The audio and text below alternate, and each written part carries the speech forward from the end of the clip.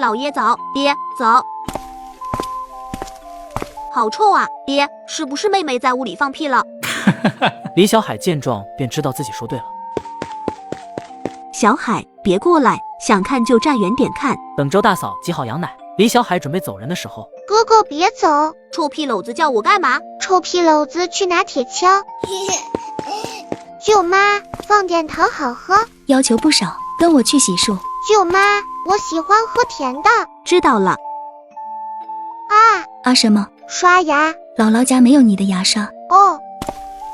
爹，我要刷牙。你还挺讲究，昨天怎么不喊着刷牙？漱漱口行不行？行。跟我回屋，我去给你倒水。爹，漱口去吧。我不渴，不用给我端水。不是给你喝的，我要漱口。你还会漱口呢？对啊，我会的多着呢。我不会，你快教教我。好呀，老爷，你想不想学？想学，你教吧。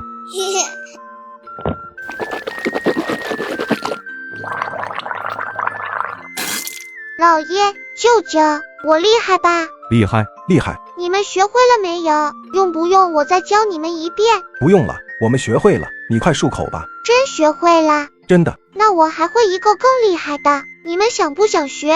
什么更厉害的？想学，你快教吧。好。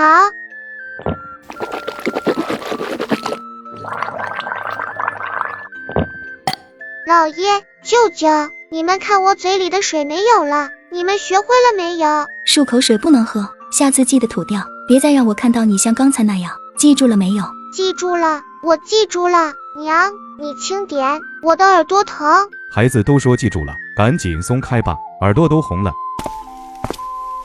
早饭吃完，周母四人继续去捡板栗。李向东爷仨昨天已经炸好玉米杆，刨完玉米跟茶，今天开始积肥。好臭啊！你是不是又偷偷放屁了？我没有。你没有放屁，臭味从哪来的？掏粪呢？你看，你看，不是我，哥哥要跟我说对不起。对不起，我生气了，我不原谅你。你早上拉的粑粑是我铲的。好吧，我原谅你了。爹，加油！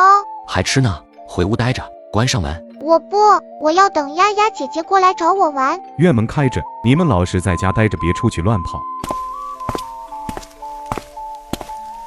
谁吃山楂？我不吃，我吃这个。周正业分给李小海哥仨一把。咱俩换换。不换，酸。2个山楂换1个枣子，5个换1个。周正业都把价码抬高了，李小竹还是不为所动。给我吃1个行吧？给你。哥哥，再吃1个，我还没有看够呢。大哥，你先回，我休息休息，喘口气。回去休息吧，剩下的你不用干了，我自己来。那不成，家里剩下的咱俩一人1趟正好。行吧，你抽根烟缓缓，我先回。累不累？过来歇会儿。累死我了，我都感觉自己快要散架了，浑身疼。李向东好歹还下乡割了几年的猪草，他长这么大是一点的农活都没有干过，关键是第一次干便碰上了秋收。怀子，今天回城吗？能，就放3天假，明早还要上班。我不抽，嘴里有点干。我也不抽了，你们一家什么时候回去？下午我得回家好好休息休息，再干下去我也得散架。下午几点？咱们坐一趟车回去，到家再一起去澡堂子泡个澡，热水泡泡能解乏。这个可以，下午2点吧。那我2点的时候在村口等着你们一家。成。怀子，我先回了，还得挑一趟呢。你再歇会儿，听我的干活悠着点，别卖傻力气。年纪轻轻的，千万别把自己给累出毛病。你也悠着点。好，我知道了。喂，你别跑呀，怀子，你是不是在偷懒？不臭了。李小海闻不到臭味后，喊李小竹几个来院子里玩。哥哥，我想去抓小螃蟹。不行，早上吃饭的时候娘说了，咱们今天下午回城，你要是弄一身泥回来，娘指定的揍你。那我不去了。丫丫在地上画好方格，喊他过来一起玩跳房子，他也不应声，独自往后院溜达。别喊他了，耍小性子呢，咱们玩。李小海对自己的妹妹很了解，生气也就一会儿的事。来追我呀！妹妹干嘛呢？她跟谁说话呢？她这是又想吃鸭子了。后院的鸡鸭全都不上当，无论他怎么做，没有一只往前院追他。前后院来回反复5、6次，李小竹跑累了。你跑来跑去的，是不是想让鸭子倒你？这样你就有借口吃鸭子了。